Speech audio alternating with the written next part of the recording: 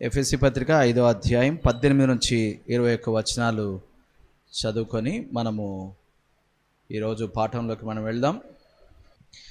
ఇప్పటివరకు ఈ మెసేజ్ సిరీస్లో 3 వర్తమానాలు మనం ధ్యానం చేసాం. ఈరోజు 4వ వర్తమానం ఈ టాపిక్ మీద 18వ వచనం నుంచి 21వ వచనాల వరకు. మరియు మద్యముతో మత్తులై ఉండకుడి, దానిలో దుర్వ్యాపారం కలదు, అయితే ఆత్మపూర్ణులై ఉండుడి.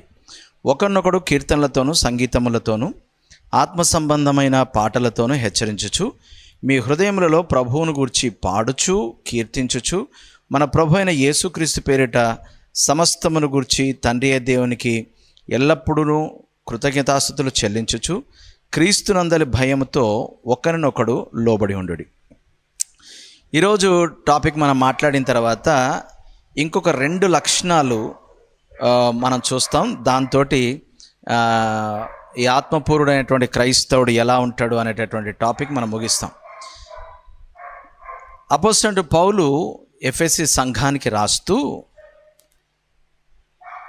ఆత్మపూర్ణులై ఉండండి అనే మాటను ఆయన ఒక ఆజ్ఞపూర్వకంగా ఇచ్చాడు అని మనం నేర్చుకున్నాం. ఒక వ్యక్తి తిరిగి జన్మించిన తర్వాత, తిరిగి జన్మించిన సందర్భంలోనే పరిశుద్ధాత్ముడు తన కార్యాన్ని ప్రారంభించాడు. దాన్నే మనము పరిశుద్ధాత్మ యొక్క నింపుదల లేదా ఇండ్వెల్లింగ్. అప్పటి నుంచి పరిశుద్ధాత్ముడు ఆ వ్యక్తిలో నివసిస్తున్నాడు. అంటే అతడు పరిశుద్ధాత్మ బాప్తిసం పొందాడు అనే విషయం మనం నేర్చుకుంటూ, ఇలాగా ఆత్మచేత ఒప్పుకున్న దాన్ని బట్టి రక్షణ పొంది విమోచింపబడి ఒక స్వాస్థ్యమును కలిగి ఉండి రాబో రోజుల్లో మహిమలోనికి చేర్చబడేటటువంటి ఈ క్రైస్తవుని యొక్క రక్షణను పరిశుద్ధాత్ముడు ముద్రించి ఈ జీవితాన్ని పరిశుద్ధంగా ఎలా జీవించాలో సహాయం చేస్తూ మనలోనే స్థిర నివాసం చేస్తున్నాడు అనే విషయాన్ని మనం చాలా స్పష్టంగా గడిచిన వారాల్లో మనం నేర్చుకున్నాం. So that experience called indwelling of the Holi Spirit, అంటే పరిశుద్ధాత్ముడు మనలో స్థిర నివాసం చేస్తున్నాడు. ఏ పరిశుద్ధాత్ముడైతే మనల్ని తిరిగి జన్మించే అనుభవంలోనికి తీసుకొని వెళ్ళాడో, ఏ పరిశుద్ధాత్ముడైతే మనలను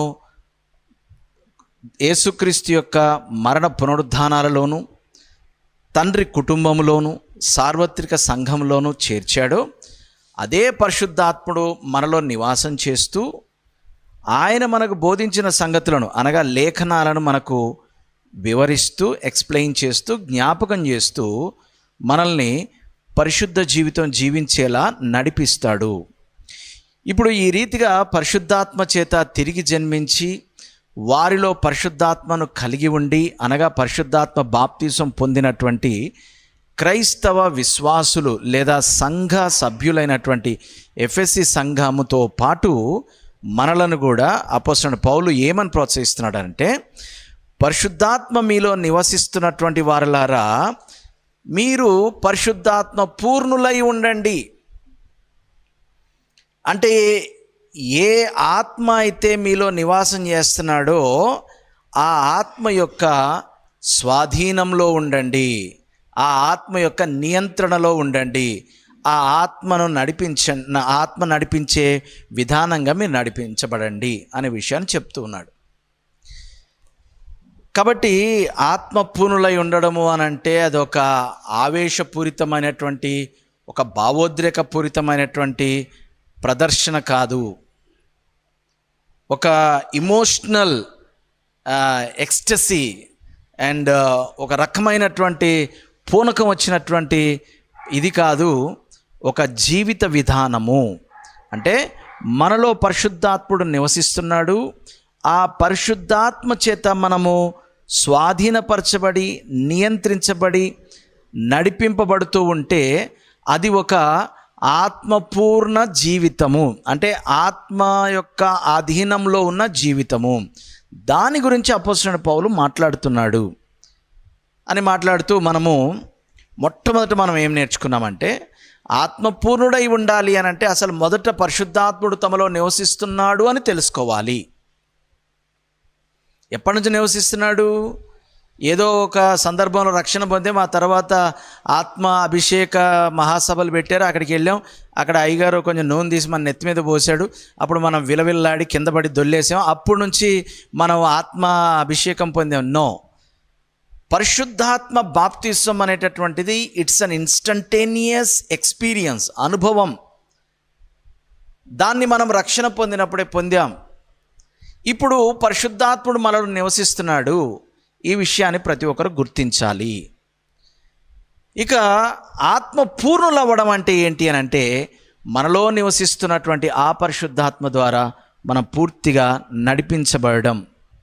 అంటే మన మాటలు, మన ఆలోచనలు, మన టెంపర్మెంట్స్ అంటే స్వాభావిక స్వభావాలు, ప్రకృతి సంబంధమైనటువంటి స్వభావాలు అవి ఎక్కడికి పోవు. కానీ మనము తిరిగి జన్మించాము అంటే మా పరిశుద్ధాత్ముడు మనలో నివసిస్తున్నాడు. ఆ పరిశుద్ధాత్మునికి మనము వీటన్నిటిని స్వాధీనపరుస్తాము. అంటే స్పిరిట్ కంట్రోల్డ్ లైఫ్ బ్రతుకుతాము. మన న్యాచురల్ టెంపర్మెంట్స్ అలా వచ్చాయి మన పుట్టుకతోటే. కానీ వాటిని ఏం చేస్తాము? క్రీస్తుకు విరోధమైన ప్రతి ఆలోచన చెరపట్టి ఆయనకు అరెస్ట్ చేసి ఆయన యొక్క స్వాధీనంలోనికి తీసుకొని వస్తాము. మన యొక్క ఆలోచనలు, మన మాటలు, మన తీర్మానాలు వీటన్నిటిని కూడా పరిశుద్ధాత్మ యొక్క స్వాధీనంలోనికి అప్పగిస్తాం. ఇది పరిశుద్ధాత్మ పూర్ణులై జీవించుట అని మాట్లాడుతున్నాం. అయితే ఆచరణాత్మకంగా, ప్రాక్టికల్గా ఒక వ్యక్తి పరిశుద్ధాత్మ పూర్ణుడై ఉన్నాడు అనడానికి నిదర్శనాలు ఏం కనబడతాయి అనే విషయాలు మనం తదుపరి ధ్యానిస్తూ వస్తున్నాం. అంటే నేను ఆత్మపూర్ణుడిని అని అంటే ఏదో గోలగోల చేస్తే అదిగో చూసావా ఆయన ఆత్మపూర్ణుడు కాదు. కానీ పరిశుద్ధాత్మ బాప్తిస్వం అనేది ఒక అనుభవం, ఎలాగో ఆత్మపూర్ణులై ఉండుట అనేది ఒక లైఫ్ స్టైల్, ఒక జీవిత విధానము అని మనం నేర్చుకుంటూ వస్తున్నాం. Indwelling of the Holy Spirit is an experience. Infilling of the Holy Spirit is a lifestyle. And that is an incident happened at one time. But this is a lifestyle. Present, continuous.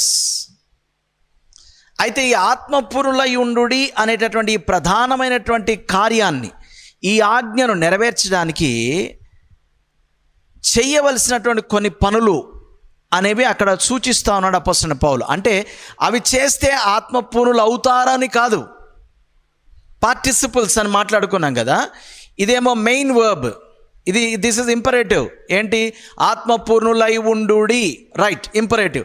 అంటే ఏం చేస్తే ఆత్మపూర్ణులైనట్టు కాదు, ఏం చేస్తే వాళ్ళు ఆత్మపూర్ణులై ఉన్నారని మనకు అర్థం అవుతుంది.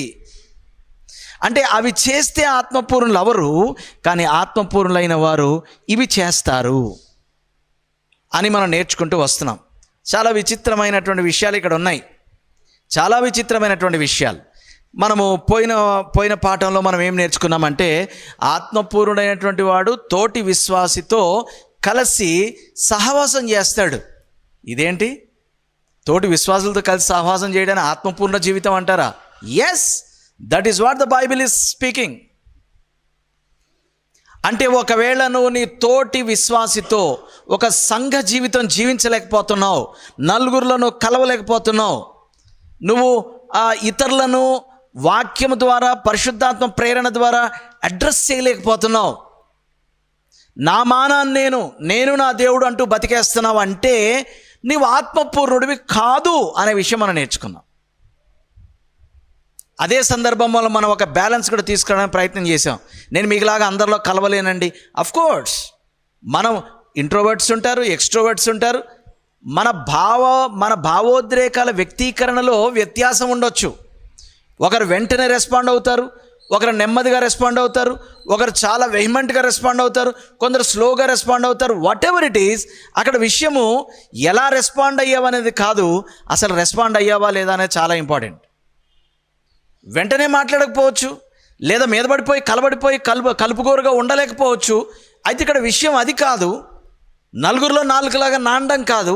విషయం ఏంటి అని అంటే, నీవు నిజముగా ఆత్మపూర్ణుడవైతే సంఘ జీవితం అనేది ఒకటి ఉంది. దాన్ని ఏమాత్రం కూడా ఉల్లంఘించవు, దాన్ని ఏమాత్రం కూడా చులకనగా చూడవు. సంఘ జీవితానికి చాలా ప్రాముఖ్యత ఇస్తావు. సంఘ జీవితం అంటే ఏంటి? అందరి మీద ఒక్కడు కాదు, ఒకనికి ఒకడు, ఒకడు అందరు పైన అనేది సంఘ జీవితం కాదు ఇది. నో, ఒకనికి ఒకడు, ఒకరి వలన ఒకరు, ఒకరి చేత ఒకరు, ఒకని ద్వారా ఒకడు, ఇనుము చేత ఇనుము పదునవ్వడం, ఒకని విశ్వాసం వల్ల ఒకడు ఆదరణ పొందడం, నా వలన మీకు ఏమైనాను మేలు కలుగునేమో, లేదా మీ వలన నేనేమైనా ఆశీర్వదింపబడతానేమో అంటూ ఒకరికొకరు జీవించడం అనేది క్రైస్తవ సంఘ జీవితం. అలా గనక జీవించలేకపోతున్నావు అని అంటే, నీవు ఆత్మపూర్ణుడైనటువంటి క్రైస్తవుడుగా నువ్వు జీవించట్లేదు అంటే అర్థం ఏంటంటే, అసలు నువ్వు పరిశుద్ధాత్మ బాప్తిస్మమే పొందలేదు అంటే అర్థం ఏంటి అంటే, నువ్వు అసలు రక్షణ పొందేవో లేదో కూడా డౌటే. పరిశుద్ధాత్ముడు నీలో జీవించట్లేదు అని నువ్వు అనుకుంటున్నావు అంటే నువ్వు ఇంకా బోర్న్ అగైన్ అవ్వలేదని అర్థం. Because the indwelling of the Holy Spirit is not the experience of the Pentecostal people, just Pentecostal denomination, Ceylon Pentecostal denomination, charismatic. No. తిరిగి జన్మించిన ప్రతి ఒక్కనిలో పరిశుద్ధాత్ముడు నివాసం చేస్తున్నాడు. అసలు నాలో పరిశుద్ధాత్ముడు నివాసం చేస్తున్నాడని నీకు అర్థం కావట్లేదు అని అంటే నీవు ఇంకా తిరిగి జన్మించావో లేదో డౌటే. నీలో పరిశుద్ధాత్ముడు స్థిర నివాసం చేస్తున్నట్టయితే నువ్వేం చేయాలంటే, ఆ పరిశుద్ధాత్మ చేత నడిపింపబడిన వాడవై జీవించాలి. దాన్ని ఆత్మపూర్ణుడైన జీవితం అంటారు. ఆత్మపూర్ణుడైనటువంటి జీవించేవాడు ఎలా జీవిస్తాడో మాట్లాడుతూ పోయిన వారం మనం ఇలాగ సంఘ జీవితం జీవిస్తాడు, ఒకనితో ఒకడు అనే విధంగా జీవిస్తాడని మనం నేర్చుకున్నాం. ఈరోజు చాలా విచిత్రమైనటువంటి విషయం మనం నేర్చుకుంటాం. చాలా విచిత్రమైనటువంటి విషయం. సమస్య ఏమైపోయింది అని అంటే, క్రైస్తవ్యంలో, క్రైస్తవ సంఘంలో బైబిల్ తప్ప అన్నీ ఉన్నాయి. ఇది వచ్చిన సమస్య ఏంటండి? ఏం తప్ప అన్నీ ఉన్నాయి? వాక్యం తప్ప అన్నీ ఉన్నాయి. కార్యక్రమాలు ఉంటాయి, డెకరేషన్లు ఉంటాయి, ఆచారాలు ఉంటాయి, అలవాట్లు ఉంటాయి, పద్ధతులు ఉంటాయి, విధి విధానాలు ఉంటాయి, కానీ వాక్యం మాత్రం ఉండదు. వాక్యం మాత్రం ఉండదు. అందువల్ల వచ్చినటువంటి ప్రమాదాలు అన్నమాట ఇవి. ఈరోజు మనం ఏ విషయం చదువుకుంటామో చూద్దాం ఒకసారి. 19వ వచనంలోకి రండి ఒకసారి. ఒకనిని ఒకడు, ఏమండి? ఒకనినొకడు చదువుతారు ఒకసారి. ఒకనినొకడు, ఈ మాట మనం లాస్ట్ వీక్ మనం చూసాం. ఇప్పుడు ఇంకొంచెం ముందుకెళ్దాం. కీర్తనలతోనూ, సంగీతములతోనూ, ఆత్మ సంబంధమైన పాటలతోనూ హెచ్చరించుచు మీ హృదయములలో ప్రభువును గూర్చి పాడుచు కీర్తించుచు. ఈ పాయింట్ మనం ఈరోజు మాట్లాడతాం. అంటే ఒక వ్యక్తి ఆత్మపూర్ణుడు అంటే పరిశుద్ధాత్ముడు వానిలో నివసిస్తున్నాడు, వీడు పరిశుద్ధాత్మ పూర్ణుడై అనగా పరిశుద్ధాత్మ చేత నడిపింపబడిన వాడై జీవిస్తున్నాడు అనడానికి ఒకానొక నిదర్శనం ఏంటంట అంటే, ఆ వ్యక్తి కీర్తనలు, సంగీతములు, ఆత్మ సంబంధమైన పాటలు, చాలా జాగ్రత్త వినండి, వీటన్నిటితోటి ఒకరినొకడు అంటే తోటి వాడిని హెచ్చరిస్తాడంట, ప్రభువును స్తుతిస్తాడంట. రెండు రకాలుగా ఉందండి. There is horizontal and vertical action. Singing to one another and to the lord. సింపుల్గా చెప్పాలంటే, ఆత్మపూర్ణుడైన క్రైస్తవుడు పాడే క్రైస్తవుడుగా ఉంటాడు. బాబాయ్ ఇదేంటి ఆత్మ వస్తే బేరబేరమంటూ ఏదో పక్కోడికి అర్థం కాని భాషల్లో మాట్లాడి చప్పట్లు కొట్టేసి పక్కోడిని గుద్దేసి జుట్టు విరబోసేసుకొని పీకేసుకొని కుర్చీలు పడగొట్టేసి కార్పెట్లు చింపేసి గోలగోలు చేసేసి మూలిగేసి జనాలు నెమ్మదిగా లేస్తే అప్పుడు లేచి వెళ్తే కదా ఆత్మ. కాదంట. ఆత్మపూర్ణుడైనటువంటి వాడు పాడతాడంట. చెప్పండి ఒకసారి. ఏం చేస్తారండి? ఏం చేస్తారు? పాడతారు. క్రైస్తవుడు అంటే అర్థం ఏంటంటే పాడేవాడు అని అర్థం, పాటగాడు. చూపిస్తాను ఈరోజు మీకు కొన్ని లేఖనాలు చూపిస్తాను. అసలు ఏంటి క్రైస్తవ్యానికి పాటలకు అసలు సంబంధం ఏంటి? ఎందుకయ్యా మీ వాళ్ళు ఊరికే చర్చిల్లో పాటలు పాడతారంటే మాది పాడే మతం అండి అనాలన్నమాట. ఏమనాలి? మేము పాడతాం. ఎందుకు పాడతారు మీరు అని అంటే, ఎందుకు పాడతామంటే ఒకరినొకడు హెచ్చరించుకోవడానికి పాడతాం, ప్రభువును స్తుతించడానికి పాడతాం. రెండు ఉద్దేశాలు ఉన్నాయి. ఈ పాడేటప్పుడట కీర్తనలు పాడాలి, సంగీతాలు పాడాలి, ఆత్మ సంబంధమైన పాటలు పాడాలి. అంటే ఏదో రకమైన పాటతోటి మన తోటి విశ్వాసిని హెచ్చరించాలంట. ఒకసారి నాతో చెప్తారా, నేను పాటలు పాడాలి, పాడితేనే నువ్వు ఆత్మపూర్ణుడు అయిన క్రైస్తవుడు అని అర్థం. అంటే ఆత్మపూర్ణుడు అయితే నువ్వేం చేస్తావు చెప్పండి. మనం ఇప్పుడు దాకా ఏం విన్నాం? ఆత్మపూర్ణుడు అయితే అంటే ఇలాగా జనాలంతా ఉన్నారు. ఒక ఆయన ఎక్కడి నుంచో వచ్చి మంచి ఉద్రేకపూరితమైనటువంటి ఉద్యోగంతో కూడినటువంటి వాక్యం చెప్తున్నాడు. చెప్పగానే ఒక సిస్టర్ ఏమవుద్ది? ఆత్మపూర్ణురాలు అవుతుంది. ఆత్మపూర్ణురాలు ఏం చేస్తుంది? ఆమె సర్వీస్ మొత్తం డిస్టర్బ్ చేస్తుంది. దాన్ని మనం ఏమనుకున్నాం? ఆత్మపూర్ణురాలైంది అనుకున్నాం. కానీ ఒక వ్యక్తి ఆత్మపూర్ణుడైతే ఏం చేస్తాడనుంది ఇక్కడ? పాడతాడు అనుంది. పాడాలి. తిరిగి జన్మించినటువంటి ప్రతి వారి నోట ఆయన ఒక క్రొత్త పాట ఉంచాడంట. ఎందుకు ఆ పాట? ఆనందించేదను, ఆయనను పాడేదను జీవితకాలమంతా. ఉన్నాయా ఈ పాటలు? ఇలాంటి పాటలు ఇప్పుడు ఉండేవి. ఏం పాడేవారు వాళ్ళు అప్పట్లో? వాళ్ళ జీవితంలో జరిగినటువంటి అనుభవాలు పాడేవారు. నిరంతరము నన్ను నడిపించును, మరలా వచ్చి యేసు కొనిపోవును, యేసు చాలును. అందరూ చెప్పుదాం హల్లెలూయా. అంటే ఏమవుతుంది? ఒకరికొకరు పాడుకుంటున్నారు. మనము ఆత్మపూర్ణులము అని అంటే పాడతాం. ఎలా పాడతాం, ఎవరితో పాడతాం అవన్నీ మనం చూద్దాం. కానీ బేసికల్గా ఇది కూర్చుండిపోవాలి మన మైండ్లో.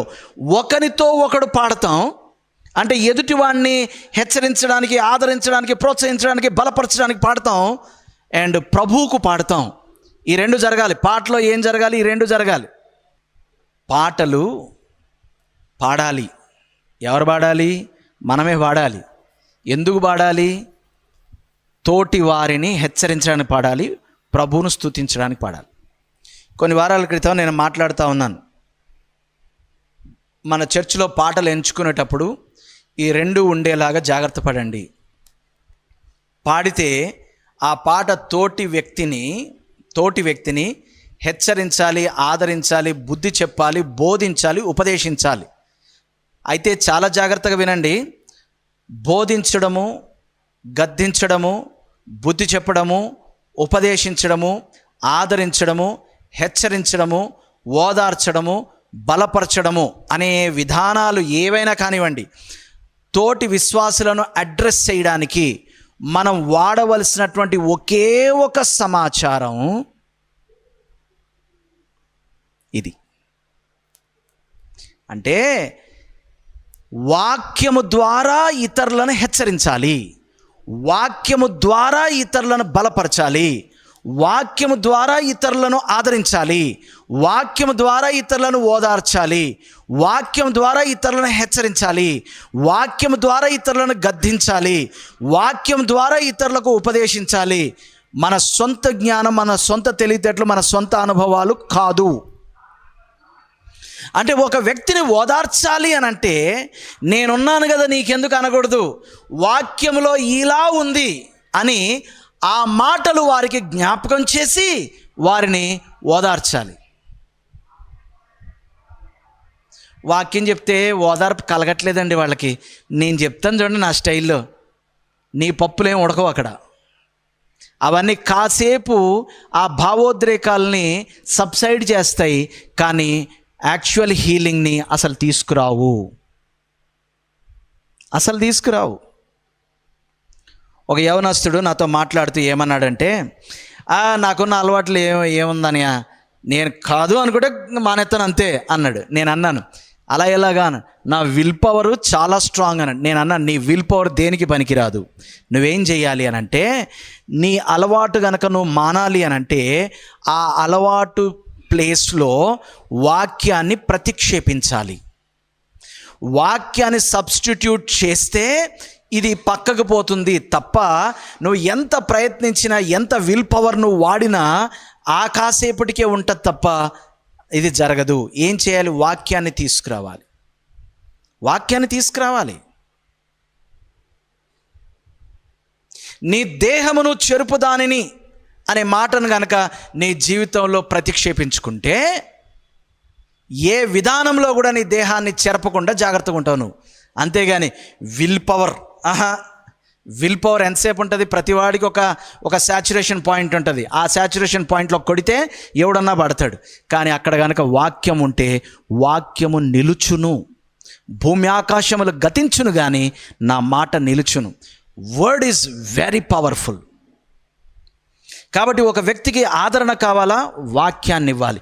ఓదార్పు కావాలా? వాక్యాన్ని ఇవ్వాలి. హెచ్చరిక కావాలా? వాక్యాన్ని ఇవ్వాలి. గద్దించాలా? వాక్యాన్ని చూపించాలి. ఉపదేశించాలా? వాక్యాన్ని ఉపదేశించాలి. అందుకనే ఏమన్నాడంటే వాక్యమును ప్రకటించుము అన్నాడు. వాక్యమును ప్రకటించుము, సత్యవాక్యమును ఉపదేశించుము. క్రీస్తును గూర్చిన మాట మీ హృదయములో నివసింపజేయనివ్వండి. ఈ మాటలను ఎందుకు వాడాడు అనుకుంటున్నారు?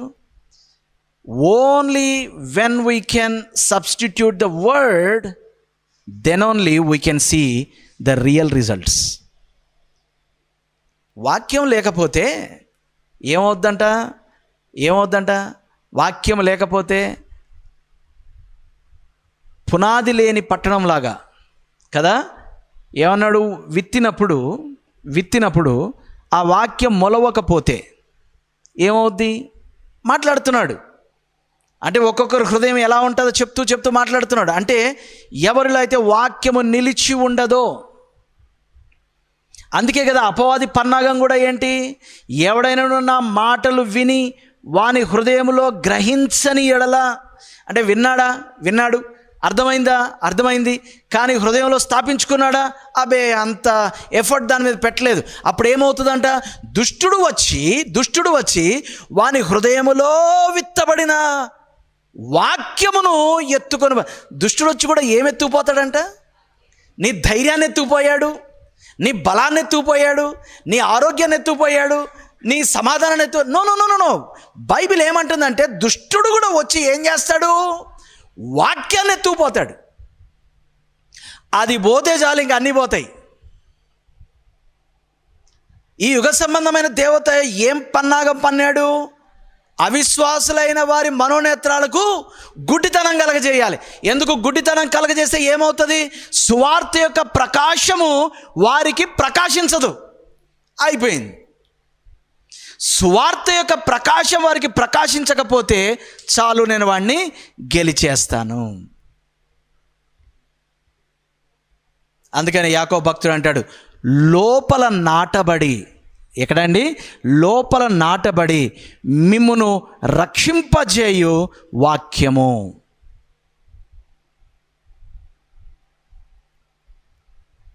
ఏం తీసుకెళ్ళాలి జనాల దగ్గరికి? వాక్యాన్ని తీసుకెళ్ళాలి. కాబట్టి పాట పాడేటప్పుడు ఎదుటివాడికి నా కవిత్వం కాదు తీసుకెళ్లాల్సింది, నో, నా అనుభవాలు కాదు తీసుకెళ్లాల్సింది, నో, నెవర్. అవి కాదు నేను తీసుకెళ్లాల్సింది, క్రీస్తును గూర్చిన మాట తీసుకెళ్ళాలి. ఆ మాట తోటివాణ్ణి హెచ్చరిస్తుంది, ఆదరిస్తుంది, ఓదారుస్తుంది, ఉపదేశిస్తుంది, బలపరుస్తుంది, నడిపిస్తుంది. ఈరోజు మనం నేర్చుకునేటటువంటి విషయం ఏంటంటే, నేను గనక ఆత్మపూర్ణుడు అయితే నేను ఏం చేయాలి? పాడాలి. ఎవరికి పాడాలి? దేవునికి పాడాలి. ఇంకా ఎవరికి పాడాలి? తోటి విశ్వాసులకి, ఒకరితో ఒకరు పాడాలి. బైబిల్లో కొన్ని అద్భుతమైనటువంటి సందర్భాలు ఉన్నాయి, మీరు ఎప్పుడన్నా గమనించండి. యూదులు ఎలా జీవించేవారు? పాడేవాళ్ళు, పాడే జాతి వాళ్ళు. ఓ హన్న దేవాలయానికి వెళ్ళింది. వెళ్ళి ఏం మొదలెట్టింది? పాట పాడడం మొదలుపెట్టింది. ఓ మిరియాం ఏం చేసింది? పాట పాడడం మొదలుపెట్టింది.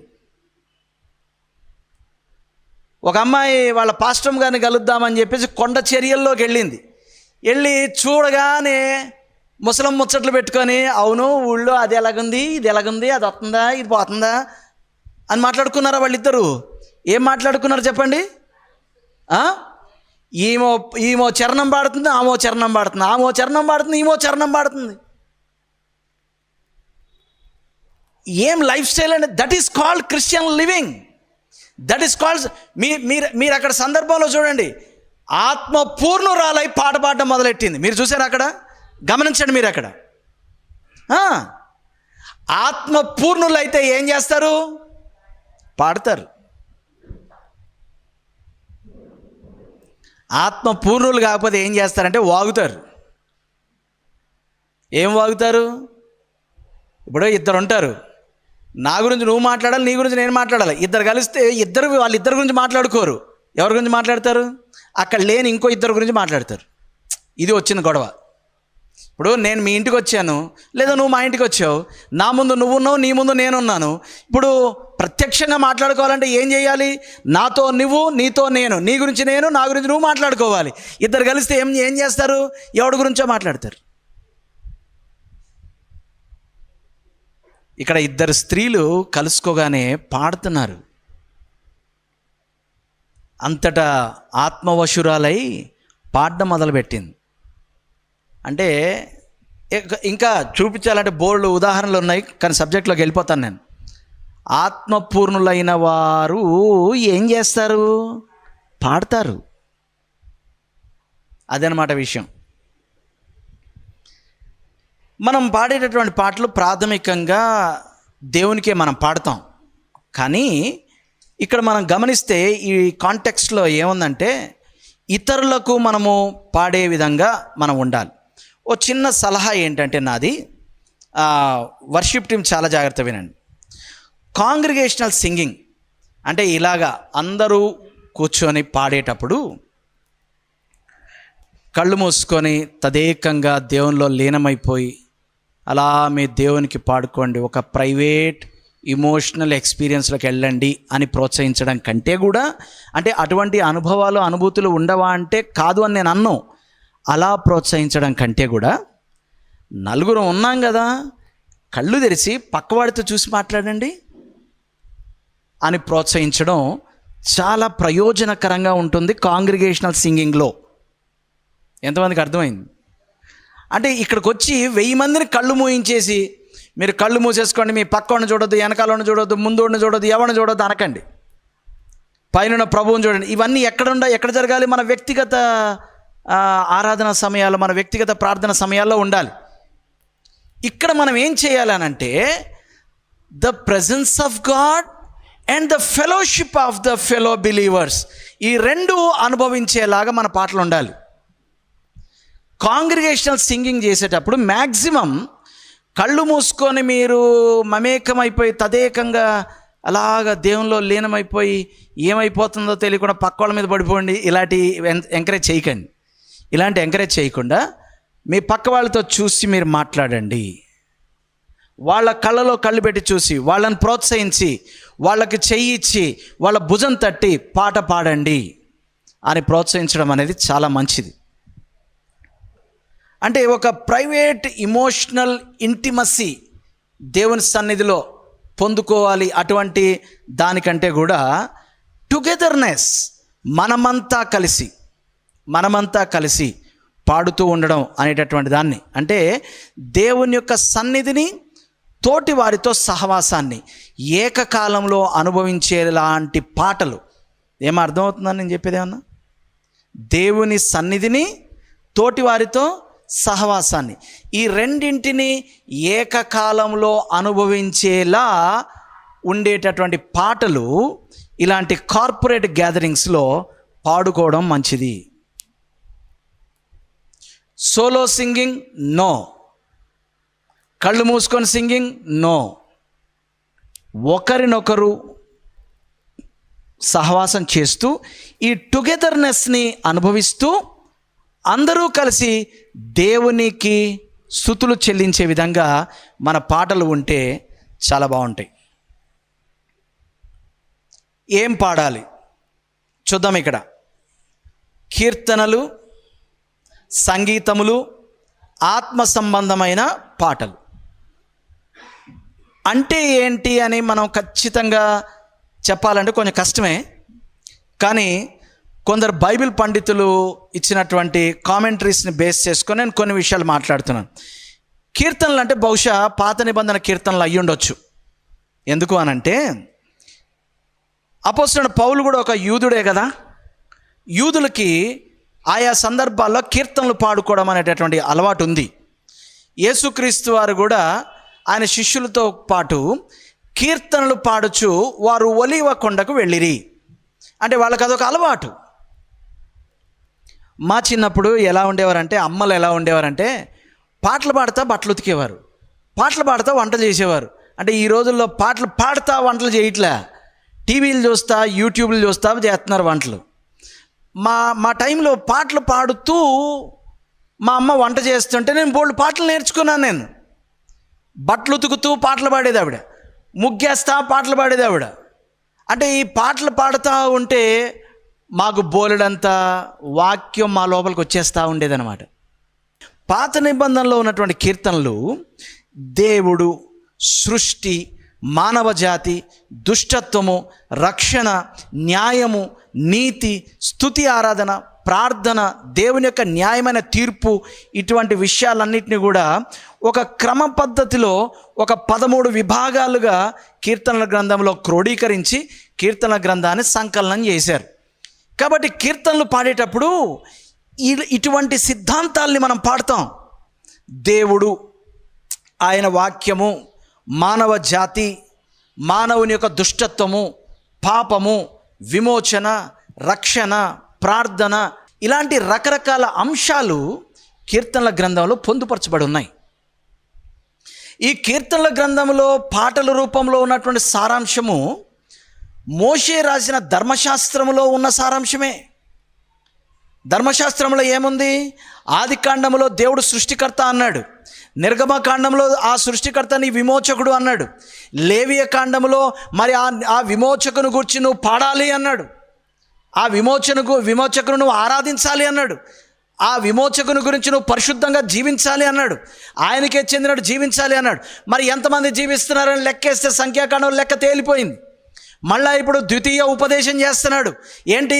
ఆది కాండము, నిర్గమకాండము, లేవి కాండము, సంఖ్యాకాండంలో జరిగిన సంఘటనల్ని ద్వితీయ ఉపదేశం చేస్తున్నాడు.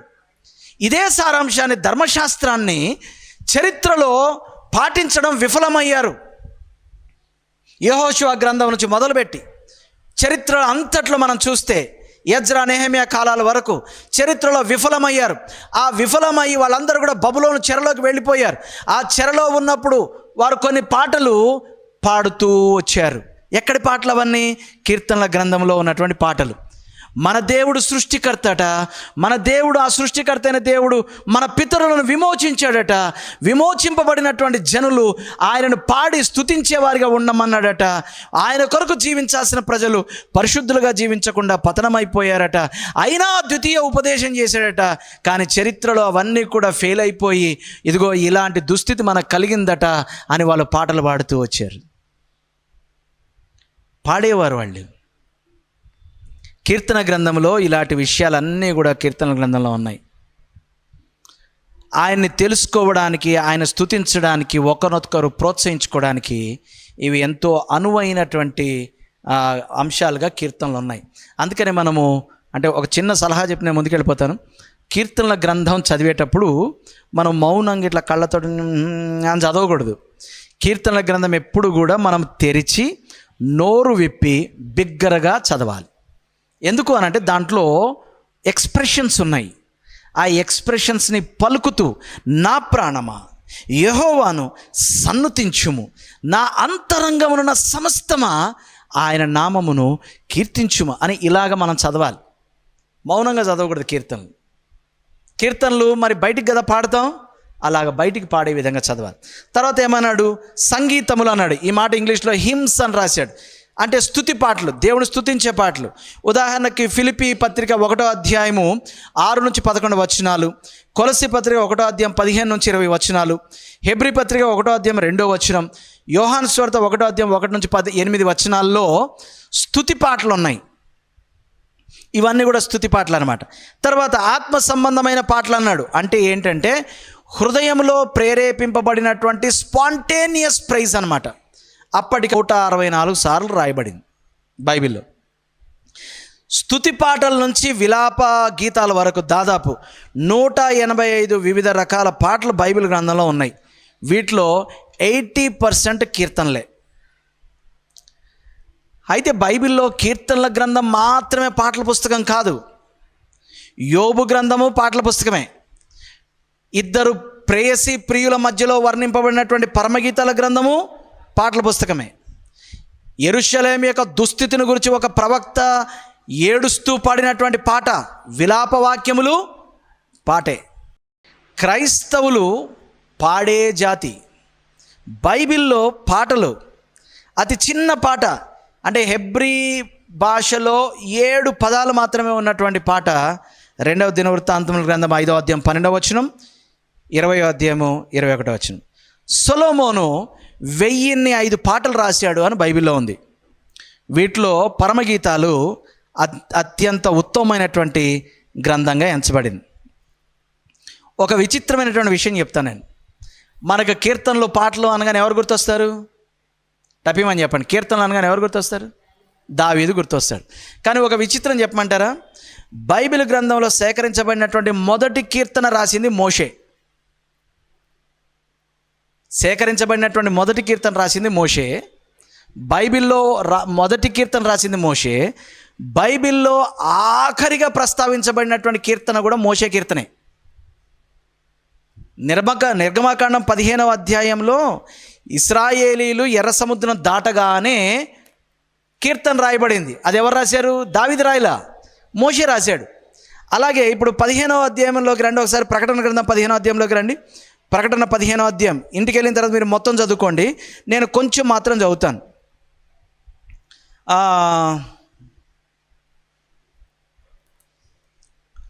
15వ అధ్యాయం 2వ వచనం, మరియు అగ్నితో కలిసిన స్ఫటికపు సముద్రం వంటి ఒక సముద్రం నేను చూచి తిని.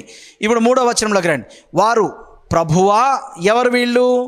ఆ క్రూర మృగమును జయించినటువంటి వారు. ప్రకటన గ్రంథంలో రాస్తున్నాడు. పాత నిబంధనలో బానిసత్వమును జయించిన తర్వాత వారి కొరకు మోషే ఒక కీర్తన రాశాడు. క్రొత్త నిబంధనలో జయించిన తర్వాత, అంతిమ విజయం తర్వాత పాట పాడుతున్నారు. ఏం పాట? ప్రభువా, దేవా, సర్వాధికారి, నీ క్రియలు ఘనమైనవి, ఆశ్చర్యమైనవి, యుగములకు రాజా, నీ మార్గములు న్యాయములను సత్యములనై ఉన్నవి. ప్రభువా, నీవు మాత్రం పవిత్రుడవు, నీకు భయపడని వాడు ఎవడు? నీ నామమును మహిమపరచని వాడెవడు? నీ న్యాయ విధులు ప్రత్యక్షపరచబడినవి గనుక జనులందరూ వచ్చి నీ సన్నిధిని నమస్కారము చేసేదరని చెప్పుచు దేవుని దాసుడగు మోషే కీర్తనయు గొర్రెపిల్ల కీర్తనయు పాడుచున్నారు. ఒక దర్శనం చూస్తున్నాడు.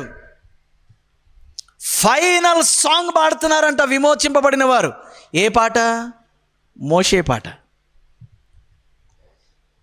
ఇదిగో విమోచింపబడగానే పాడడం మొదలుపెట్టిన వాళ్ళు చివరికి ఆ రోజున కూడా ఏం చేస్తున్నారంట? పాడుతున్నారంట. ఇది ఎవరు చేసే పని అంటున్నాడు బైబిల్లో? ఆత్మపూర్ణులైన వారు. అంటే వారిలో పరిశుద్ధాత్మ, ఎవరిలో అయితే పరిశుద్ధాత్మ నివాసం చేస్తున్నాడో ఆ పరిశుద్ధాత్మ చేత నడిపింపబడేవాడు ఏం చేస్తాడు? పాడతాడు. పాడడం మొదలుపెట్టి పాడుతా ఏం చేస్తాడు? చివరికి కూడా పాడుతూనే ఉంటాడు.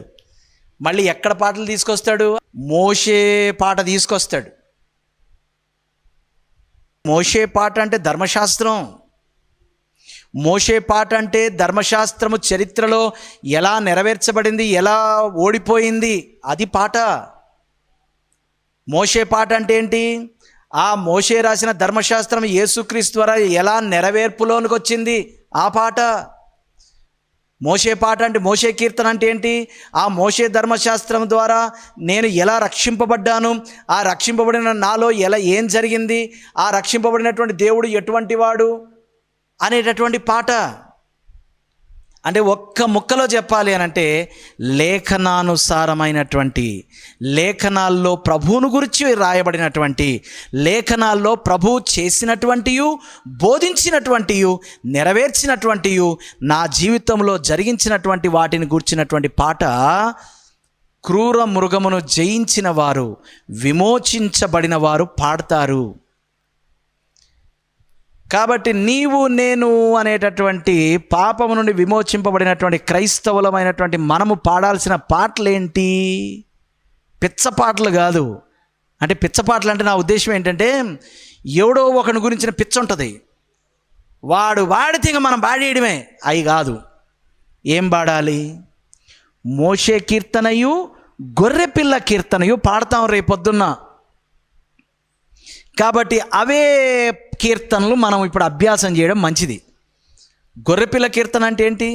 గొర్రెపిల్ల అంటే ఏంటి? గొర్రెపిల్ల అంటే ఏంటి? అదే గొర్రెపిల్ల పాట పాడమ్మా ఒకటి. యేసు గొర్రె పిల్లను నేను, అంటే గొర్రెపిల్లను ఉంటే అది గొర్రెపిల్ల పాట కాదు. గొర్రెపిల్ల అంటే ఏంటి అసలు? గొర్రెపిల్ల అంటే ఏంటి? వధింపబడిన గొర్రెపిల్ల.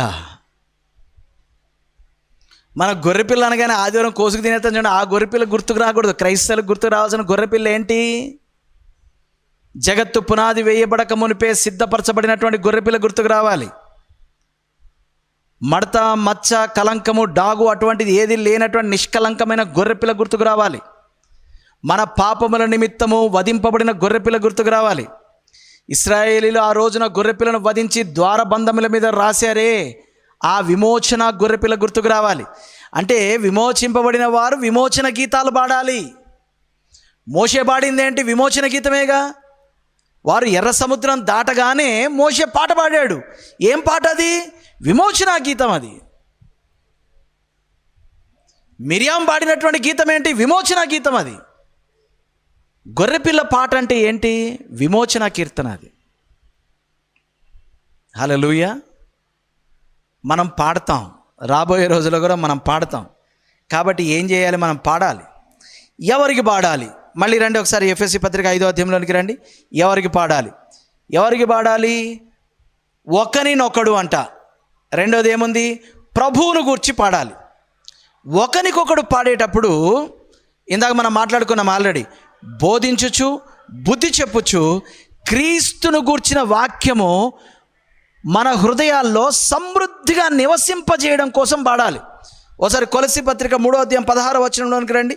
పక్కనే ఉంది కొలస్సీ పత్రిక 3వ అధ్యాయం 16వ వచనం.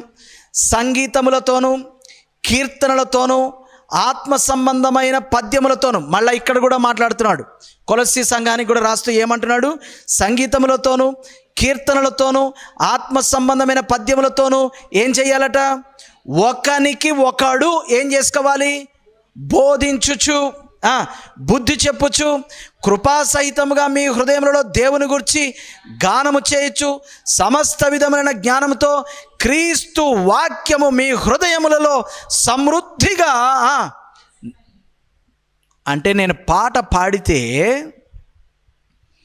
ఎదుటి వ్యక్తి హృదయంలోకి క్రీస్తు యొక్క వాక్యము, అది బుద్ధి చెప్పే వాక్యమో, బోధించే వాక్యమో, ఆదరించే వాక్యమో, హెచ్చరించే వాక్యమో, ఏదో ఒకటి, కానీ దాని పని ఏదైనా అవ్వచ్చు, క్రీస్తును గుర్చిన వాక్యము వాడి హృదయంలోకి వెళ్ళిపోవాలి. పాట పాడితే వాక్యం చెప్తే ఏం వెళ్ళాలి? వాక్యమే కదా వెళ్ళాలి. పాట పాడితే కూడా ఏం వెళ్ళాలట? వాక్యం వెళ్ళాలి. అంటే ఒకనికొకడు పాడుకునేటప్పుడు ఏం పాడాలి? వాని హృదయములో దేవుని వాక్యము స్థాపించడానికి పాడాలి. వాని హృదయంలో దేవుని వాక్యము స్థాపించడానికి. హల్లెలూయా. చాలా కాలం క్రితం విజయవాడ పక్కన గండిగుంట అనేటటువంటి ప్రాంతంలో ఓ మంచి క్రైస్తవ గాయకుడు ఉండేవాడు, రాజుబాబు అని. ఆయన పాటలు నేను విని కొత్తగా దేవుణ్ణి నమ్ముకున్న రోజుల్లో చాలా ప్రోత్సహించబడ్డాను. ఆయన ఒక పాట రాస్తాడు. ఏంటి ఆ పాట వింటా ఉంటే నాకు నా ఐడెంటిటీ ఇదనమాట అని నాకు అప్పుడు అర్థమైపోయింది. అంటే పాటలో ఏమొచ్చేసింది? సిద్ధాంతం వచ్చేసింది. అంటే ఒక క్రిస్టియన్ డాక్ట్రిన్. అబ్రహాము నీతికి వారసులం, ఐగుప్తు దాటిన అనేకులం. అంటే మేమెవరం? అంటే పబ్లిక్ మీటింగ్ జరుగుతుంది. అంటే అప్పట్లో ఉండేవి కదా, స్వార్థ కుడికలు ఉండేవి కదా, అక్కడ వాళ్ళతోటి చెప్తున్నాడు అనమాట. పబ్లిక్ మీటింగ్లో రకరకాల జనాలు ఉంటారు కదా, వాళ్ళకి చెప్తున్నాడు, మేమెవరం అనుకుంటున్నారా మీరు? మేమెవరో అనుకొని మీరు విచిత్రంగా చూస్తున్నారా? మా గురించి మేమేంటో చెప్తాను నేను అని అక్కడ కూర్చున్న జనాలతోటి ఈయన చెప్పడానికి ఒక పాట రాశాడు. చూడండి ఎలా ఉందో. అబ్రహాము నీతికి వారసులం అంటే కూర్చునే వాళ్ళకి అర్థమవుతున్నట్ట వీళ్ళెవరండి, వీళ్ళెవరు, ఏ జాతులు, వీళ్ళు ఏంటి అని అంటే చెప్తున్నాడు. ఐగుప్తు దాటిన అనేకులం, మోషే బడిలో బాలురము, యేసయ్య వడిలో కృతార్థులం, మేము ప్రియ శిష్యులం, మేము నిబంధన జనులం. మరి ఇక్కడికి ఎందుకు వచ్చారు? క్రీస్తు యేసు వచ్చును ఇంకా కొంతకాలమే, మోక్షమందు చేరెదము, మేము నిబంధన జనులం, నిరీక్షణ ధనులం, గనుడైన యేసు సిలువ రక్త సంబంధులం, మేము నిబంధన జనులం. కొత్తోడికి కూడా అర్థమైపోవట్లే వీడెవడు అనేది అర్థమైపోతుందా? ఏమంటే మాట్లాడి ఇలాంటి పాటలు ఉన్నాయా? ఈరోజు గాస్పుల్ మీటింగ్ పెడితే ఆడు ఏం పాడుతున్నాడో ఆడికన్నా అర్థమవుతుందా? ఒకటే అర్థమవుతుంది. ఏంటి డిగ్జికి డిగ్జికి డిగ్జికి డిగ్జికి డిగ్గి, ఏంటి డీజే ఇదే. ఏంటి క్రైస్తవ మీటింగ్ గురించి మాట్లాడుతున్నామా? నేను వేరే చోట గురించి మాట్లాడలేదు. అక్కడ కూడా మనకి ఇదే అర్థమవుతుంది. మీరు యూట్యూబ్లో కనుక దొరికితే మీరు ఈ పాట నిబంధన జనులం బై రాజుబాబు అని వెతికి చూడండి. అసలు ఆ పాటలో అది వింటా ఉంటే, నేను ఆ మీటింగ్కి వెళ్ళాను, నల్గొండలో జరుగుతుంది ఆ మీటింగ్. ఆ పాట వింటా నేను నా ఐడెంటిటీ క్రీస్తులో ఇదనమాట. అంటే ఒక డాక్ట్రిన్ వచ్చేసింది నాకు. My identity in Christ. Who am I in Christ according to the Bible. Abraham దగ్గర నుంచి క్రీస్తు వరకు చెప్పుకుంటూ వచ్చాడు.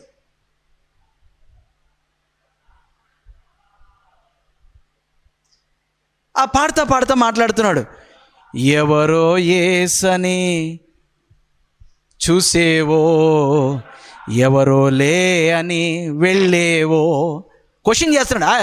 వెళ్ళిపోవట్లేదు, ఆగు అని. వెళ్ళేవాడు కూడా ఆగాలన్నమాట. మరి ఏం చేయాలి? ఎవరోలే అని వెళ్ళిపోతే ఏం చేయాలి? యేసే మార్గం, యేసే సత్యం, యేసే జీవం, ఇది ఏ మోక్షం పరమార్థం అని చెప్తున్నాడు అక్కడ. అయిపోయింది గాస్పల్ షేరింగ్. మేమెవరో చెప్పాడు, ఆయన ఎవరో చెప్పాడు, నువ్వేంటో చెప్పాడు, నువ్వేమవ్వాలో చెప్పేశాడు. అయిపోయిందా పాట? పాటలు ఇదిగోండి ఇలా ఉండాలి పాటలు. ప్రభువును స్తుతించాలి, ఒకరినొకడు ఆదరించాలి.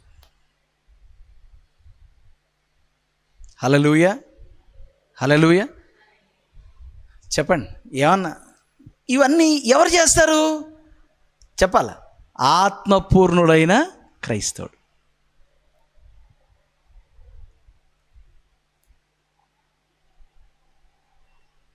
Happy this morning.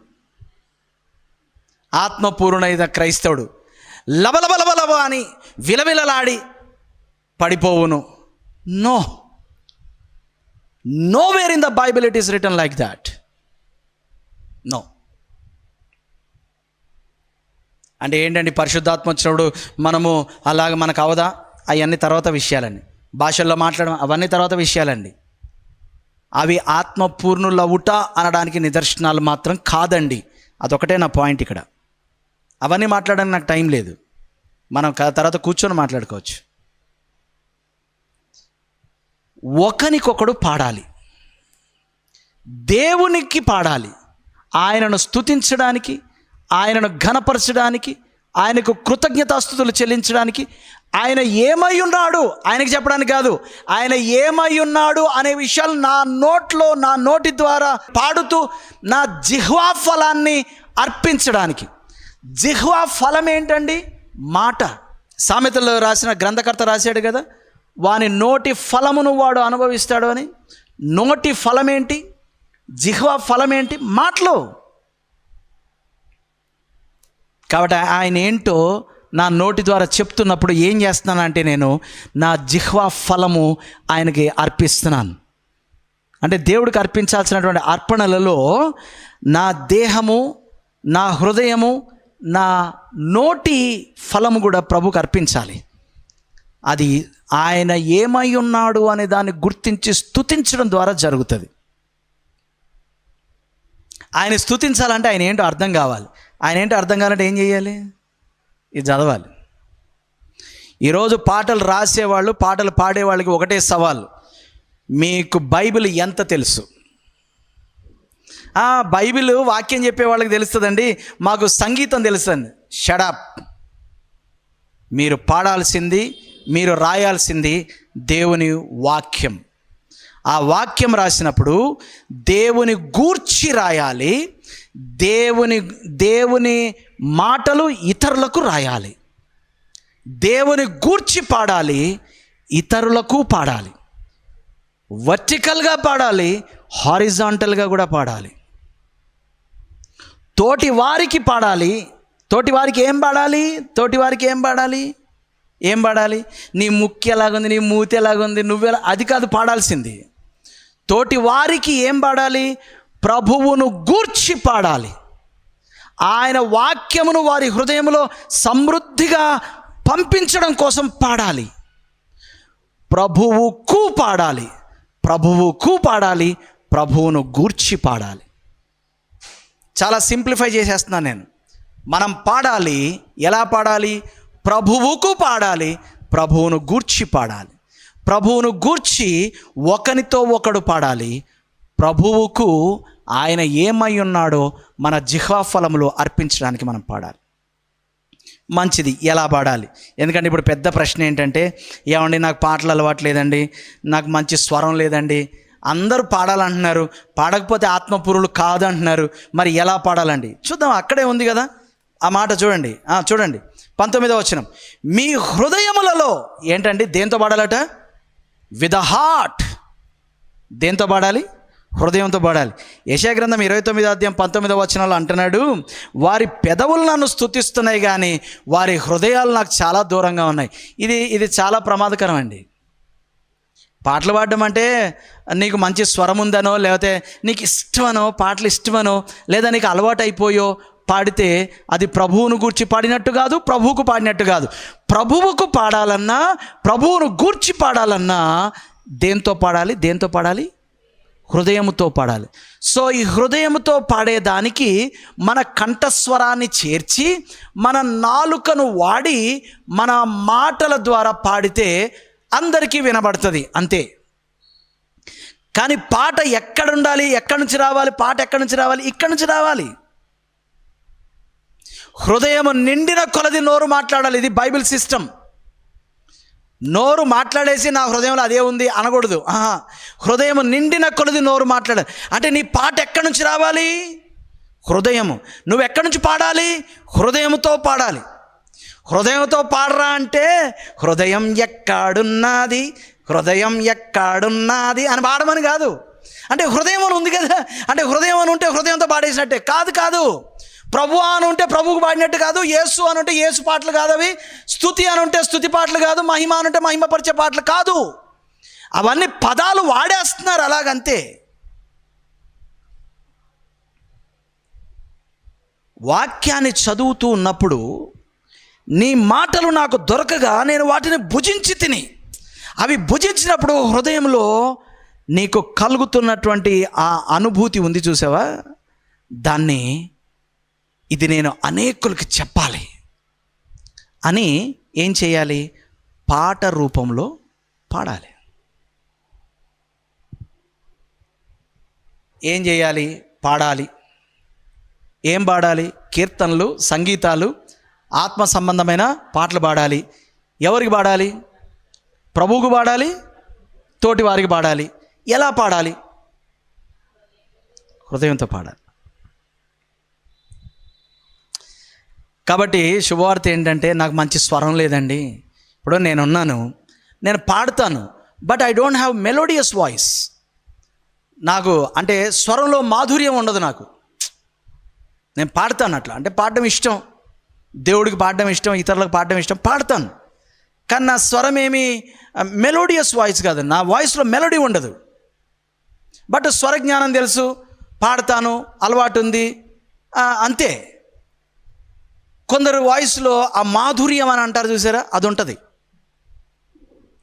మాధుర్యం ఉంటుంది, స్వరంలో మాధుర్యం ఉంటుంది. కాబట్టి నా స్వరంలో మాధుర్యం లేదు, మెలోడియస్ వాయిస్ కాదు, నా గొంతంత బాగోదు అని మీరేమి నిరుత్సాహపడక్కర్లేదు. దేంతో పాడొచ్చు చెప్పండి? దేంతో పాడొచ్చు? గేదె స్వరం వేసుకొని కూడా హృదయంతో పాడేయచ్చు, తప్పేం లేదు. అంటే ఇక్కడ స్వరం ఇంపార్టెంట్ కాదు. స్వరం ఇంపార్టెంట్ కాదు. ఏంటి ఇంపార్టెంట్?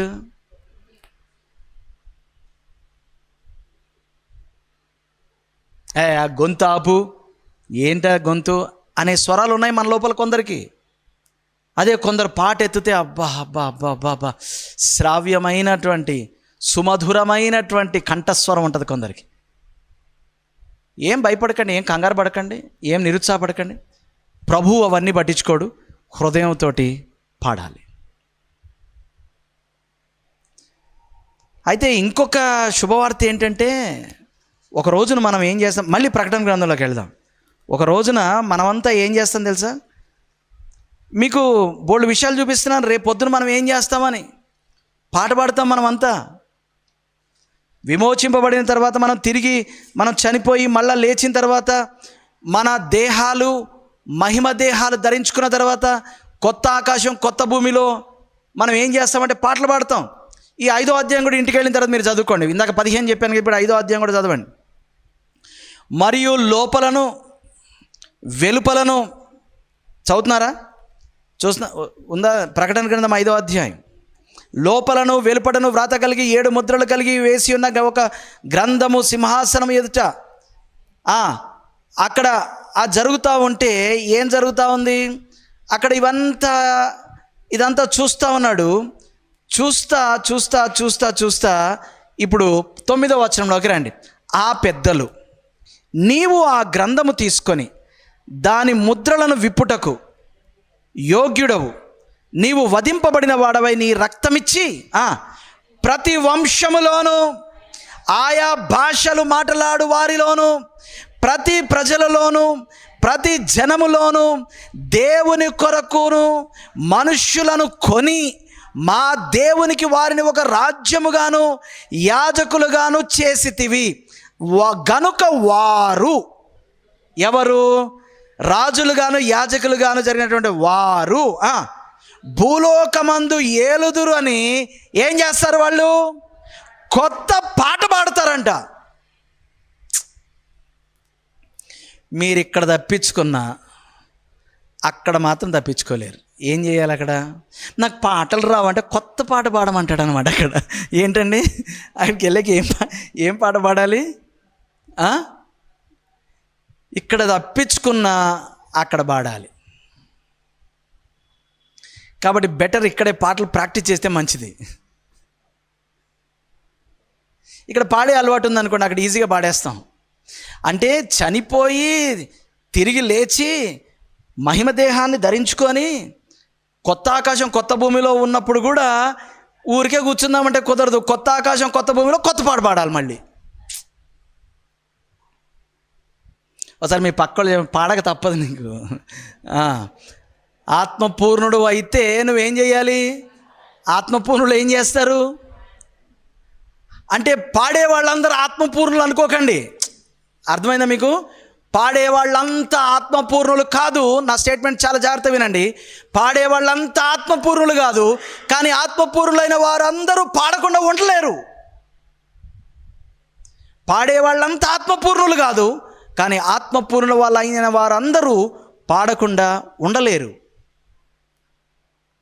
అందుకనే కొందరు నలుగురిలో పాడమంటే పాడరు, కొయర్కి రమ్మంటే రారు, ఎక్కడ పాడరు, కానీ స్టేటస్లో రోజు పొద్దున్న లేచి పాటలు పెడతారు.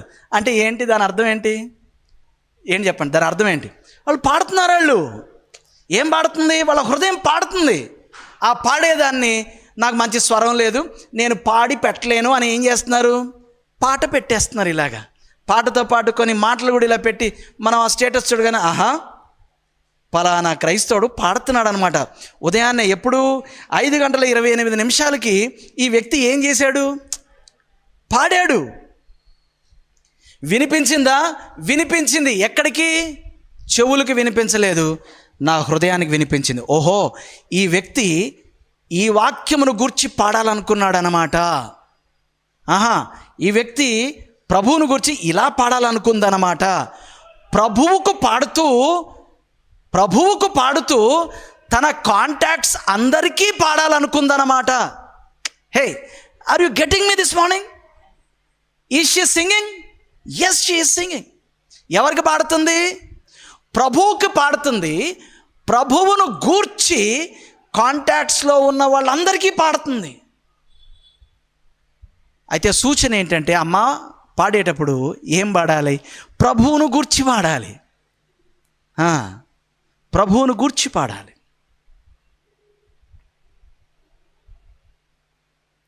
ఎంతమందికి అర్థమవుతుంది ఈరోజు?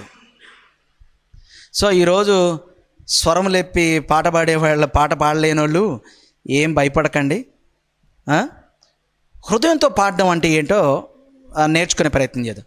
హృదయం అంటే గుండెకాయ కాదు. ఓకే, చాలా జాగ్రత్త వినండి. హృదయం అంటే ఏంటంటే కోర్ అన్నమాట. కోర్ అంటే నేను అనడానికి ఆ సెంట్రల్ అన్నమాట. గుండెలు అవిసిపోయినాయి అంటారు చూసారా? అంటే ఏంటి? ఆ 4 కవాటాలు ఉన్నటువంటి ఆ మాంసం ముద్ద అవిసిపోయిందని అర్థమా? గుండెలు అవిసిపోయినాయి అంటే అర్థం ఏంటి చెప్పండి? గుండెలు అవిసిపోయినాయి అంటాం అప్పుడప్పుడు. బెంగొచ్చేసి బిక్కుమంటుంది. ఆ బిక్కు ఎక్కడ అంటుంది చెప్పండి మీకు? బిక్కు అని ఎక్కడ అంటుంది? గొంతులోనా? ఇక్కడ గుండెకాయలోనా? కందరకాయలోనా? లివర్లోనా? కడుపు దేవేసింది అన్నారు. ఏ కడుపు? అంటే కడుపు దేవేయడం అంటే ఏంటి? పేగుల?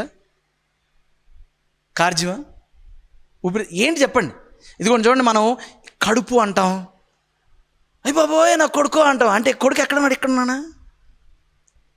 గుండెలు అదిరిపోయినాయి అంటాం, గుండెలు అవిసిపోయినాయి అన్నాం, ప్రాణం లేసొచ్చింది అన్నాం. అంటే మన అర్థం ఏంటంటే ఊపిరనో, గుండెకాయనో, ప్రాణమనో, పేగులనో, కడుపనో కాదు. నేను సచ్చిన అన్నాం. అంటే నువ్వంటే ఎవరు? అది అనమాట నేను మాట్లాడేది. కోర్ అది ఉంటుంది చూసారా? అది అనమాట. అదేంటో అదే. అర్థమైందా మీకు? అదంతే. ఏంటది? అది అనమాట. హృదయం అంటే అదిగోండి, అది. హృదయంతో పాడడం అంటే అది. నా అంతరంగంలో ఉన్న సమస్తమా అంటున్నాడు. ఎలా చెప్పాలో అర్థం కాక. అంటే ఏంటి అంతరంగంలో ఉన్న సమస్తమా అంటే? ఓసారి ఫ్యామిలీ మీటింగ్ జరుగుతూ ఉంది. ఆ ప్రీచర్ నన్ను ముందుకు పిలిచి, how much you love, how do you love your wife అంటే, with all my heart, with all my lungs, with all my liver, with all my spleen, with all my intestines అన్నాను. ఇదేంటి అన్నాడు. అంటే నా అంతరంగంలో ఉన్నా అంతే కదా. అంటే నా గుండె నా భార్యది, పేగులు పక్కింటి ఆవిడ అంటే కుదురుద్దా? కాదు. అంటే ఏంటంటే అంతరంగం అంటే అవయవాల గురించి మాట్లాడడం లేదు. అంతరంగమునున్న సమస్తమా అంటే ఇంటర్నల్ మెడిసిన్ చదివేడేమో అనుకోకండి.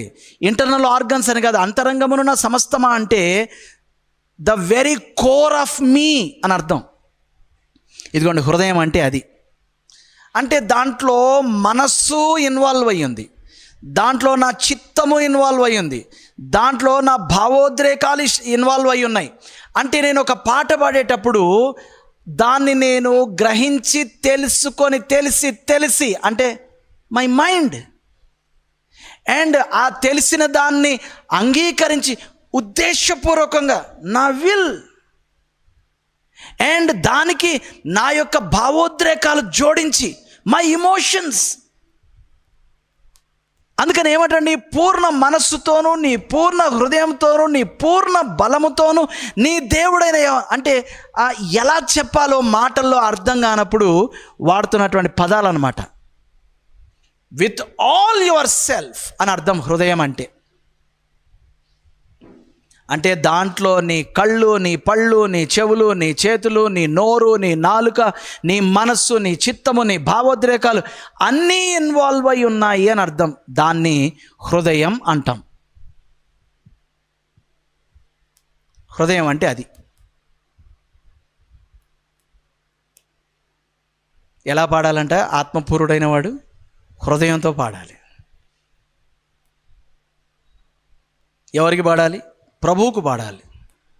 ఇంకా ఎవరికి పాడాలి? ఒకరికొకడు పాడాలి. ఒకరితో ఒకడు పాడేటప్పుడు ఏం పాడాలి? ప్రభువును గూర్చి పాడాలి. ప్రభువును గూర్చి పాడాలి. అంతేగాని ఆత్మపూర్ణులైనటువంటి వాళ్ళు అశ్రద్ధగా, ఏకాగ్రత లేకుండా, మొద్దుబారినటువంటి మనస్సు, స్పందన లేని భావోద్రేకాలు, ఖాళీ హృదయాలు, నిర్లిప్తంగా, నిర్లక్ష్యంగా అలా పాడరు. నో, ఆనందం, అతిశయం, అత్యుల్లాసం ఇలాంటి పాడేవాడు ఆత్మపూర్ణుడైనటువంటి క్రైస్తవుడు. ఎవడైతే ఈ ఆత్మపూర్ణుడు కాడో ఎప్పుడు విచారంలో ఉంటాడు. వాళ్ళ లోపల ఆనందం రాదు. ఆనందం రాకపోతే పాటలు ఎందుకు వస్తాయి? పాటలు రావు. ఎప్పుడు అంటే because he is not led by the Holi spirit, because he is not filled by the Holy Spirit, because he is not controlled by the Holy Spirit, he will be obviously controlled by his emotions and situations. ఆత్మచేత నడిపింపబడకపోతే వాడి యొక్క స్థితిగతులు, సంఘటనలు, సంభవాలు, వాడి భావోద్రేకాల చేత నడిపింపబడి ఏం చేస్తాడు? వాటిని బేస్ చేసుకొని ఉంటాడు కాబట్టి పాడలేడు. కానీ ఆత్మపూర్ణుడైనటువంటి వాడు స్థితిగతులు ఎలా ఉన్నా,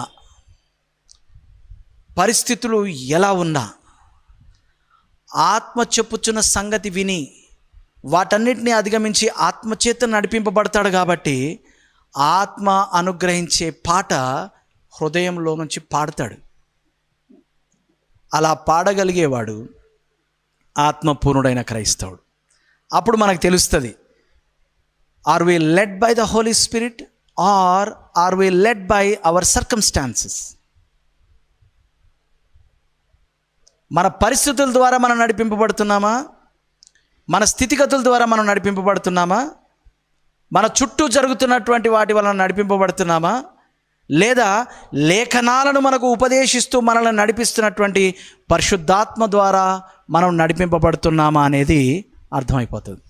అలా పరిశుద్ధాత్మ ద్వారా నడిపింపబడితే మనం ఏం చేస్తామంటే, దుఃఖంలో ఉండి కూడా కీర్తనకారులు ఏం చేసేవారు చెప్పండి?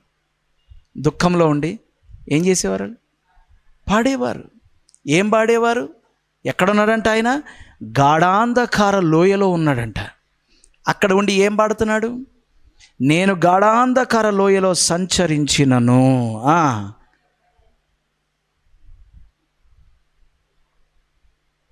లోపడి చెరసాల్లో ఉన్నాడు. బొండ బిగించబడింది. ఏం చేస్తున్నారు వాళ్ళు? ఏం చేస్తున్నారు?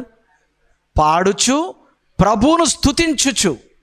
అంటే పరిస్థితుల వలన వారు నడిపింపబడడం లేదు, వారిలో ఉన్న పరిశుద్ధాత్మ ద్వారా నడిపింపబడుతున్నారు. ఆ పరిశుద్ధాత్ముడు ఏం చేస్తున్నాడు? ప్రభువును గూర్చిన ప్రత్యక్షత ఇస్తున్నాడు. వారు ఆ ప్రభువును గురించి పాడుతూ స్తుతించడం మొదలుపెట్టారు. అంటే నీ లోపల నుండి ఏమి తన్నుకొస్తే అది నువ్వు పాడతావు. నీ లోపల నువ్వు ఏ పరిస్థితుల్లో ఉన్నావో అది పాడట్లేదు. ఆ పరిస్థితుల్లో ఉండి కూడా ప్రభువును గురించి ధ్యానిస్తే లోపల నుంచి ఏమొస్తుంది? ప్రభువును గురించినటువంటి స్తుతిగానం వస్తుంది. కానీ నువ్వంతా కూడా పరిస్థితుల ద్వారా మునిగిపోయి ఉంటే, పరిస్థితుల ద్వారా ముంచివేయబడి ఉంటే నువ్వేం పాడతావు? పరిస్థితులు పాడతావు. పిల్లలు పోయారు, ఆరోగ్యం పోయింది, అన్నీ పోయాయి, బూడిదలో కూర్చున్నాడు. నా విమోచకుడు సజీవుడు అని పాడుతున్నాడు. ఇదేం పాటరా? ఏం పాడాలి? నువ్వేం పాడాలి? నువ్వు ఏం పాడాలి? అన్నీ పోయాయి, ఆరోగ్యం పోయింది, పిల్లలు పోయారు, ఆస్తి పోయింది, దేవుడు ఎక్కడ ఉన్నాడు అని కదా నువ్వు పాడాలి. కానీ అక్కడ కూర్చొని ఆయన హృదయమంతటిలో పరిస్థితులు నిండలా విమోచకుడు నిండుకొని ఉన్నాడు.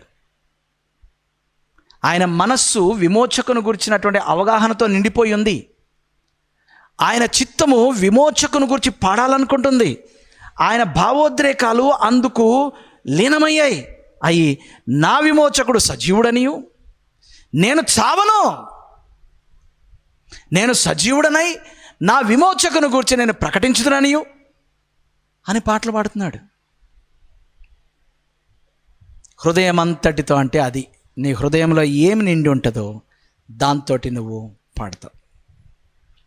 హల్లెలూయా. ప్రాక్టికల్గా మనం ఈ విషయాలు ఎలా చేయొచ్చో మనం చూసి మనం ముగిద్దాం. అంటే మన ప్రాక్టికల్ లైఫ్లో పాడడం అనేటటువంటిది ఆత్మపూర్ణ జీవితం కదా. ఈ పాడడం అనేటటువంటి ఆత్మపూర్ణ జీవితాన్ని మనం ఎలా ప్రాక్టీస్ చేయొచ్చు అని అంటే, ఇలాగా సమాజంగా కూడుకున్నప్పుడు పాటలు పాడండి. కొన్నిసార్లు నలుగురు కూర్చొని అక్క పాటలు పాడుకుందామా కొన్ని మంచి పాటలు సెలెక్ట్ చేసుకొని ఊరికే కూర్చొని పాటలు పాడుకోండి. ఫ్యామిలీ ప్రేయర్ చేసుకుంటారు కదా, ఆ ఫ్యామిలీ ప్రేయర్లో ఇవాళ ప్రార్థన ఎవరిదని చెయ్యి త్వరగా చేయి, నిద్రవుతుంది చేయి అనకుండా ఓ 2 పాటలు పాడండి. మీ పక్క పోర్షన్ వాళ్ళు వింటారు, రోడ్డు మీద వెళ్తూ ఉన్న వాళ్ళు వింటారు. విని ఒరే ప్రతిరోజు 8 గంటలకి వీళ్ళ ఇంట్లో నుంచి పాటలు వినబడతాయి, పాటలు భలే ఉంటాయిరా, ఆ పాటలో ఏదో పాడుతుంటారు, వాళ్ళు క్రీస్తుని గురించిన మాటలు వింటారు. మీ మనసులు కూడా పాటలు వింటాయి. మీకు విషయం తెలుసా? మీరు అలా పాడుతుంటే మీ కుక్కలు పిల్లలు కూడా వింటాయి. తెలుసా? మీకు తెలుసా? మీరు అరవండి, అది వింటాయి. మీరు పాడండి, అవి కూడా వింటాయి. అలా కుటుంబ ఆరాధనలో పాడండి. ఎవరింటికైనా విజిటింగ్కి కానీ భోజనాలు కానీ వెళ్తారు, ఆ భోజనం బల్ల మీద కూర్చొని భోజనాలు చేసినాడు, అరే నువ్వో పాట ఎత్తు అని పాటలు పాడండి. సరదాగా భోజనాలు రెడీ అయ్యేలోపు, ఆ డైనింగ్ టేబుల్ ప్రిపేర్ అయ్యేలోపు ఏం చేయాలి? పాటలు పాడుకోవాలి. ప్రయాణం చేస్తూ ఉంటారు, మన వాళ్ళే ఒక 15 మంది ఉన్నారు, ఒకే వ్యాన్లో ఉన్నాం, ఏం చేయాలి? అందరూ ఒకే వ్యాన్లో ఉండి అందరూ ఇలా ఇలా ఇలా అనకుండా ఇవన్నీ పక్కన పెట్టి ఒకనికి ఒకడు పాడండి, ప్రభువును గూర్చి పాడండి. హల్లెలూయా. అలాంటి పాటలు పాడండి. అలాగే ఏదో అలవాటు ప్రకారంగా ఆచారంగా ఆవేశంగా పాటలు పాడకుండా ఉద్దేశపూర్వకంగా హృదయం అంతటితో పాడడం అలవాటు చేసుకోండి. ఇంకో ప్రాముఖ్యమైన విషయం ఏంటంటే, ఎప్పటికప్పుడు కొత్త పాటలు పాడండి. కొత్త పాటలు అనగానే యూట్యూబ్లో రిలీజ్ అయిన కొత్త పాట తీయకండి. మీలో నుండి తన్నుకొస్తున్న కొత్త పాటను బయటికి తీయండి. ప్రభువును గూర్చి మీ లోపల ఈరోజు మీకు కలుగుతున్నటువంటి ఆ రెవల్యూషన్ ఏంటి, దాన్ని బయటికి తీయండి, పాడండి. అందరు ఈ మాట నాతో పాటు చెప్తారా?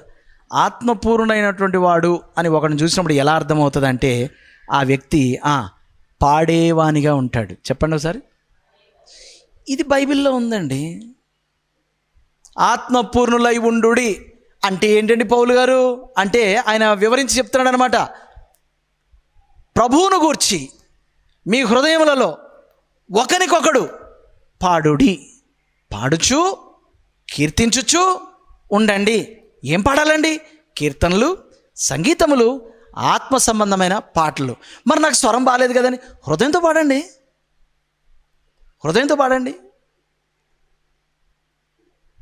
ఏమి ఇచ్చారనేది ఇంపార్టెంటా, ఎలా ఇచ్చారనేది ఇంపార్టెంటా? చెప్పండి.